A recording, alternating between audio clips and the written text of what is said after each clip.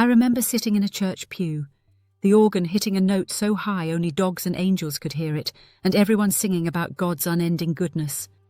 They were all in, hands raised, the whole deal. And me? I was just mouthing the words, hoping no one would notice. My heart was shattering over the loss that felt way too big to carry, and this wave of guilt just washed over me. I should be more grateful, I thought. A good woman wouldn't be this sad. That crushing weight, the secret shame of feeling like your sorrow is a direct failure of your faith, that's the conversation we just don't have. So let's have it. Today, so many of us, women of faith, are carrying this silent, ridiculously heavy burden. We are told to give thanks in all circumstances, and we genuinely want to. But when life completely torpedoes our hopes, whether it's the death of someone we love, a prayer that goes unanswered, or a dream that just dies, we're left with this messy, complicated grief. And the world, sometimes even our own church family, sends this subtle, frantic message. Hurry up. Find the silver lining. Get back to being joyful. You're making everyone uncomfortable. So we feel the pressure to perform our gratitude.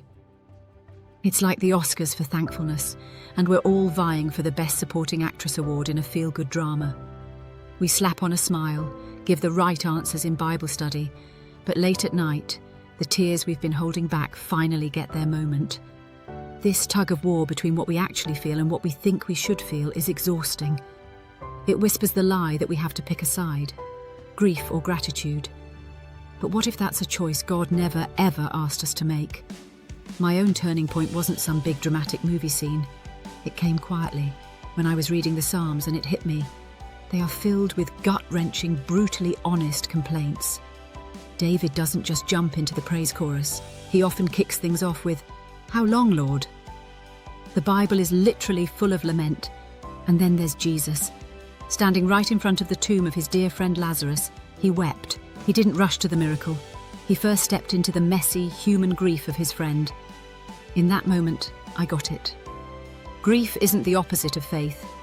It's often the very soil where faith has to prove it's real. God gives us permission to hold both grief and gratitude in the same heart, at the same time. They aren't enemies in a cage match. They can actually coexist. Our sorrow doesn't disqualify our gratitude.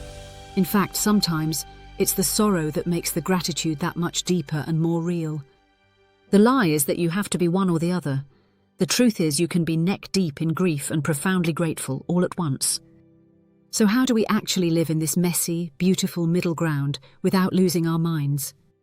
I want to give you 3 permissions that helped me learn to carry both grief and gratitude without apology. First, give yourself permission to lament. Lament isn't just faithfulness whining. It's a prayer offered in pain that amazingly leads to trust. It's a totally biblical practice of just pouring out our honest sorrow, confusion, and even our anger to God. It's telling God exactly where it hurts. Many psalms start with a raw, unfiltered complaint, but then they pivot toward trust as the writer remembers who God is. So start there. Be brutally honest with God in a journal or just in your car. Tell him what you lost. Then after you've let it all out, intentionally pivot and name 1 or 2 things you can thank him for, not for the pain, but in the middle of it. Second, practice gratitude for the ridiculously small things. Gratitude in a season of grief isn't about pretending everything is fine. It's about scanning the horizon for any little sign of God's goodness that hasn't been wiped out. Jesus gave thanks for a couple of loaves and fish before there was nearly enough. He gave thanks at the Last Supper, knowing the cross was just hours away.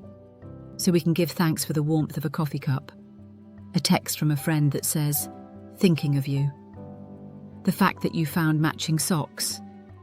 These tiny acts of thanks don't erase the pain, but they do shift our focus from what we've lost to the love that's still there.